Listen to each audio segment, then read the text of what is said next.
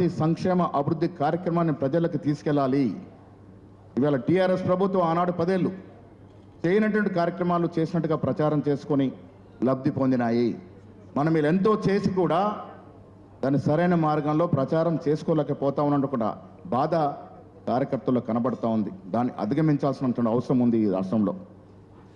అందుకే మిత్రులారా, రాష్ట్ర ప్రభుత్వం, కాంగ్రెస్ ప్రభుత్వం ఈ సంవత్సరం 12-13 మాసాలుగా తీసుకున్నటువంటి అభివృద్ధి, సంక్షేమం, కుల సర్వే, సబ్ కేటగరేషన్, దాంతోపాటు బెల్గాంలో తీసుకున్నటువంటి ఒక విప్లవాత్మక నిర్ణయం జై బాపు జై భీమ్ జై సంవిధానం మీద రాష్ట్ర వ్యాప్తంగా సంవత్సరం పాటు కార్యక్రమాలు జరపాలంటే ఒక కార్యక్రమం తీసుకున్నాము. దాని మీద కూడా ఇప్పుడు కొంత మిత్రులు పెద్దలు ఈ విషయాల మీద మాట్లాడతారు.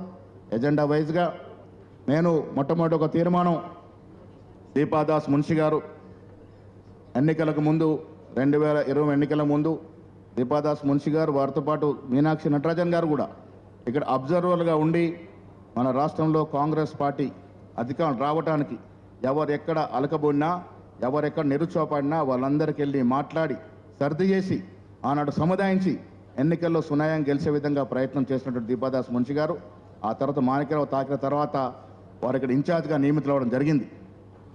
ఇన్ఛార్జ్గా నియమితులైనటువంటి సందర్భం వారు గత 14 మాసాలుగా అటు రేవంత్ రెడ్డి గారు ముఖ్యమంత్రితో కానీ మాతో కూడా సమన్వయం చేసుకుంటూ ఈ రాష్ట్రంలో అనేక కార్యక్రమాలు జరగడానికి అంకురార్పణ జరిపినటువంటి సందర్భం. వారు మారి వాళ్ళ మీనాక్షి నటరాజన్ గారు వచ్చారు. మీనాక్షి నటరాజన్ గారు రాకకి స్వాగతం పలుకుతుంది. దీపాదాస్ మున్షి గారిని వారికి 14 మాసాలుగా మన కార్యక్రమం ఇచ్చినందుకు ధన్యవాదాలు చెప్తూ ఒక తీర్మానాన్ని మీరు అందరూ ఆమోదించాల్సిందిగా నేను సందర్భంగా మనవి చేస్తా ఉన్నాను. అదేవిధంగా మీనాక్షి నటరాజన్ గారిని మనమందరం కూడా వారి గురించి 4 మాటలు చెప్పాలి.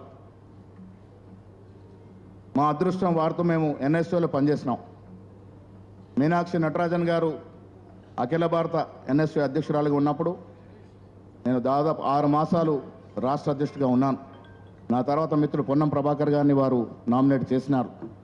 సో ఎన్ఎస్యూలో వారితో పనిచేసే అనుబంధం ఒక్క మాటలో చెప్పాలంటే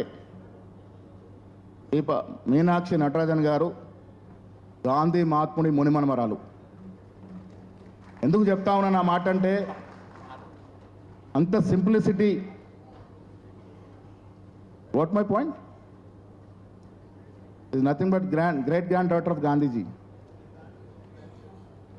ఒక మాటలో చెప్పాలంటే గాంధీ మహాత్ముడు ఏ విధంగా జీవితాన్ని సాగదీసినాడో, ఏ విధంగా త్యాగం చేసినాడో దేశం కోసం, వారు ఢిల్లీ యూనివర్సిటీ ఎన్నికల్లో పాల్పంచుకోవడం, ఆ తర్వాత ప్రత్యక్ష రాజకీయాలకు రావడం, ఎన్ఎస్యూ అధ్యక్షురాలుగా నియమితులవడం, ఆ తర్వాత రాహుల్ గాంధీ గారి కోరిక మేరకు మాండ్సోర్ నుంచి పార్లమెంట్ సభ్యులుగా పోటీ చేయడం, 6 సార్లు ఎంపీగా గెలిచినటువంటి పాండేని వీరు ఓడించడం, 9 నుంచి 14 వరకు వారు పార్లమెంట్ సభ్యులుగా ఉండడం, ఆ తర్వాత ఏఎస్లో వివిధ హోదాల్లో పనిచేయడం, వారు పెళ్లి కూడా చేసుకోకుండా పరిపూర్ణంగా కాంగ్రెస్ పార్టీకి అంకితమైనటువంటి మహానాయకురాలు.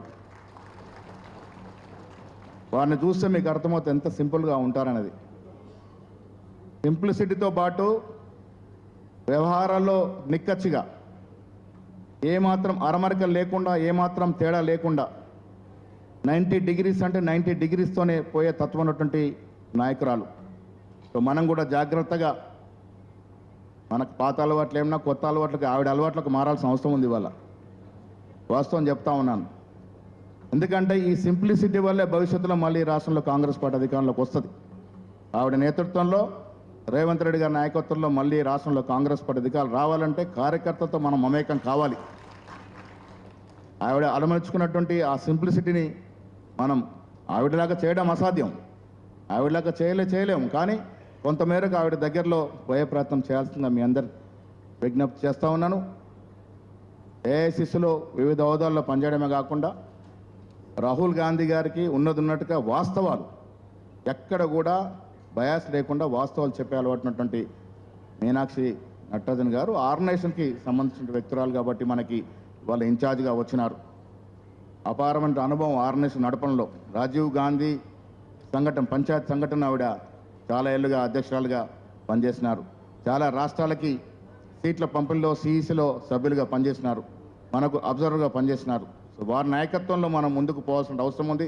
ఇటు ఆర్గనైజేషన్ని అటు ప్రభుత్వాన్ని సమానపరుస్తూ ముందుకు పోయే దశలో మనం ఉన్నాం కాబట్టి వారిని స్వాగతం పలుకుతూ చప్పట్ల ద్వారా ఒక రెజల్యూషన్ ఆమోదించాల్సిందిగా నేను విజ్ఞప్తి చేస్తూ ఉన్నాను. అంశాల్లోకి వెళ్తే మీరు చూశారు మిత్రులారా,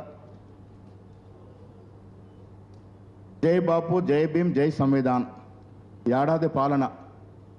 అసలు ఈ అంశం ఏంటి, బెల్గాంలో తీసుకున్న నిర్ణయం ఏంటి, వీటిని పరిపూర్ణంగా వివరించాల్సిందిగా సిడబ్ల్యూసి సభ్యులు శ్రీ వంశీ చంద్రరెడ్డి గారిని మాట్లాడుతుందిగా కోరుతా ఉన్నాను.